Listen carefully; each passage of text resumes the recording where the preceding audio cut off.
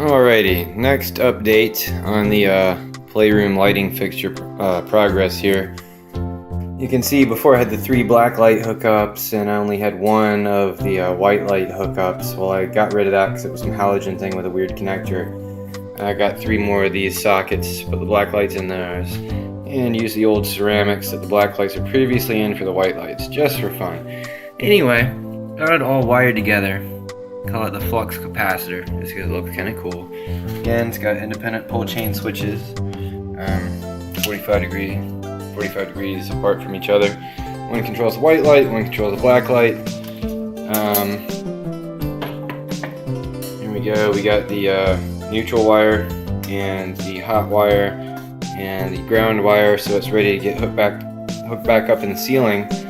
But if you'll remember, if you saw the previous video, the dome that came with this was plastic and like super shitty, and when I tried to cut it, since I added these switches, it couldn't screw in like it normally did, so when I tried to cut it, it shattered on me. It was very brittle plastic, super cheap. You know, this thing sold for $30, probably cost them about $253 to make it. You know, welcome to modern manufacturing and retail, but so anyway, it's gone. So I bought, you know, I could get a replacement, but then I'd have the same problem, so I decided to fabricate it instead. So I bought this, under all these tools here, this piece of plastic. I don't know if you can see that. It's not good light here. Anyway, these go into these big light fixtures to diffuse the light. I got that, I cut out a circle, cut out a strip. Let's go over here to check it out. And you know, I didn't even have a good compass. Imagine trying to make something close to a perfect circle without a good compass. So anyway, I had to angle grind the edges. I used the lid of a pot actually as a reference. This thing here as a reference for size. Angle grinded the edges repeatedly after marking where it needed to be shaved down to get it to fit, and then I hot glue gunned it. This is a strip here that I cut out of that, so all this has been cut out of that sheet back there.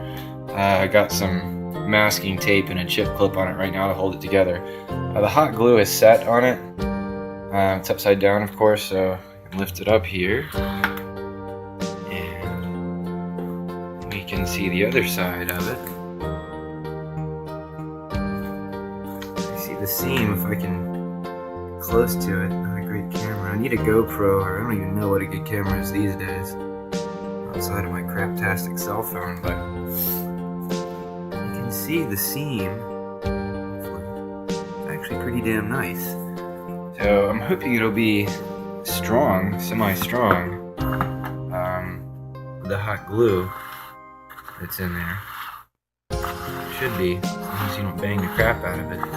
And as far as sealing the top of this part here, I'm not sure I'm going to do that. I could use super glue, because like the top part of this is actually going to be recessed into the metallic interior, so you're not going to see that black line there. So I'm not sure if I need to glue this. I want to, because I don't want it to put stress on this where it might split. So I might use like my lighter to melt it together, or maybe super glue.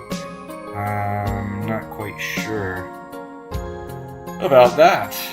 But anyway, what I'm going to do is screw some holes into the side. First I'll screw them into the metal on the lighting fixture, then line those up, put this in there, mark it with a marker through the holes in the metal, and then drill with a drill holes through here, and use these screws, basically. See those? Use those screws to kind of hold it in place so it won't fall down.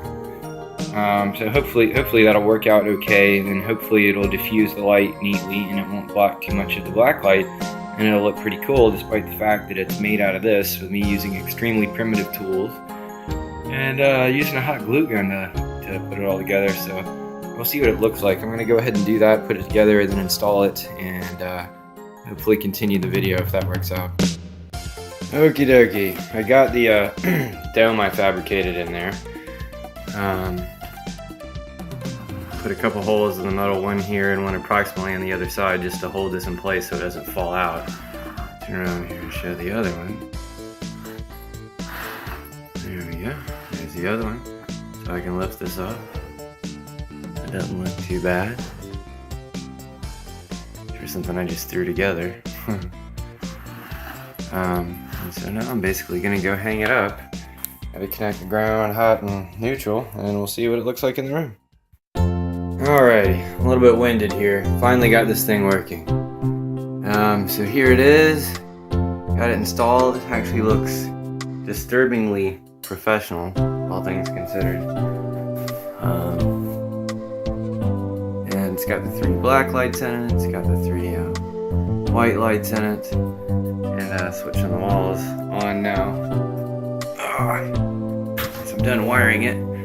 So I'll turn on this guy here. And of course that's the 3 white lights that you can kind of see there.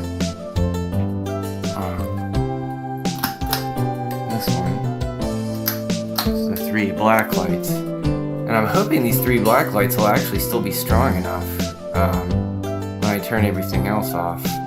So obviously this plastic here is going to diffuse and partially block some of the light from it. So I'm going to turn off these things here. Give the phone a minute to adjust. Ooh, that looks kind of cool. The black lights aren't super bright, although they actually take a minute to warm up. Some CFLs take a minute. Then we gotta leave them on for a while, and then of course your eyes have to adjust. So hopefully this will be sufficient. With my luck, the actual plastic that I use for this actually has some UV resistant stuff in it, and it's effectively blocking the parts of the black light that make it look special. But anyway, that's pretty much it so far. Nice custom lighting fixture. Good times.